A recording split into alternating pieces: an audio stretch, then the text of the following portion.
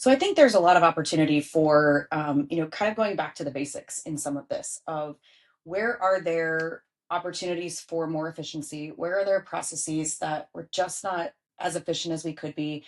We have, in some cases, the tools available, but we're not using them.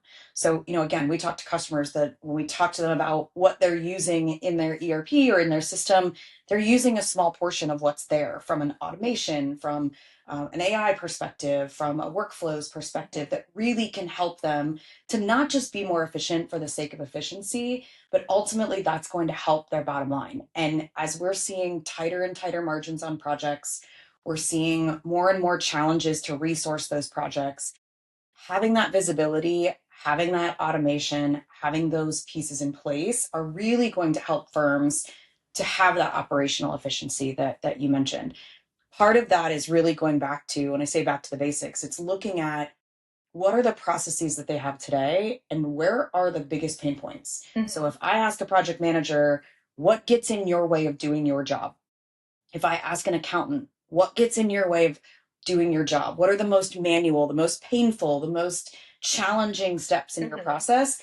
If you ask those questions, you'll probably get some pretty clear answers.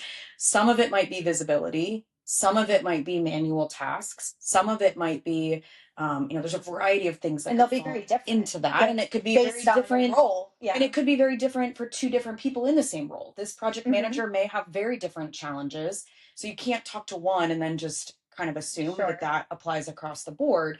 But I do think that, looking at some of those pressures that they're facing, helping them to see where they can take advantage of the tools again, take advantage of those resources and be able to have those really come to the bottom line again. Like, how do we use this in a way that's going to help your project be more profitable? It's going to help the business be more profitable. That's going to help us save time that turns into money. So if that's the mindset, then it helps people to think about, okay, where are those steps today? So one of the things that we've talked about in the past, of just as an example, is if you think about an hour that's charged to a project and you follow that all the way through the actual collection in terms of the dollar, what happens in that process?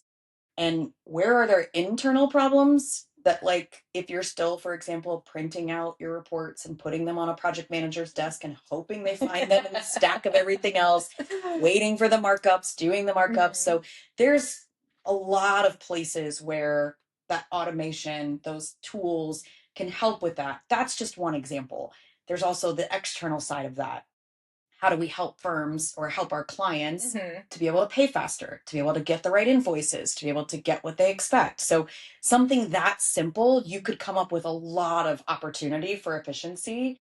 And that's just one area of the business. So having those conversations can really help, not only for efficiency, but help you to be more resilient as client demands change, project requirements change, teams internally, as you mentioned, change. How do we make it so that we are as efficient as possible to weather some of that uncertainty?